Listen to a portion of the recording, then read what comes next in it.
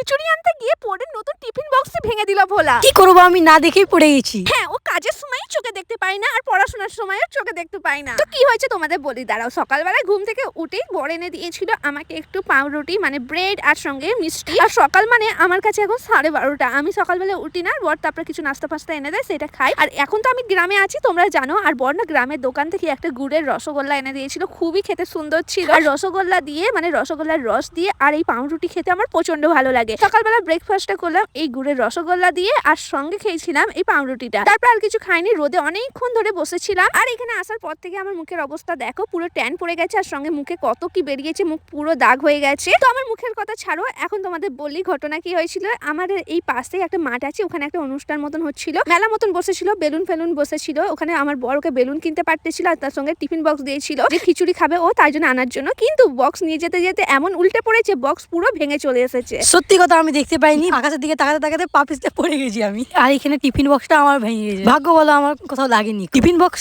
তো মামা আবার কিনে দিত, হাত পা ভাঙলে কিনা হতো। হ্যাঁ, একটা টিফিন বক্স ভেঙে এখন পাঠিয়েছে ওকে নর্মাল স্টিলের টিফিন নিয়ে, যাতে পড়ে গেলেও যাতে টিফিন না ভাঙে। তো মাঠে মাঠে চলে গেছিল খিচুড়ি আনতে, খিচুড়ি নিয়ে এসছে, রাতে খাবে উনি, তাই জন্য। আর সঙ্গে দুটো বেলুন এনেছে। এই দেখো খিচুড়িটা নাকি ওর গন্ধ প্রচন্ড ভালো লেগেছে, এটা রাতে খাওয়ার জন্য ও রেখে দিয়েছে এখন।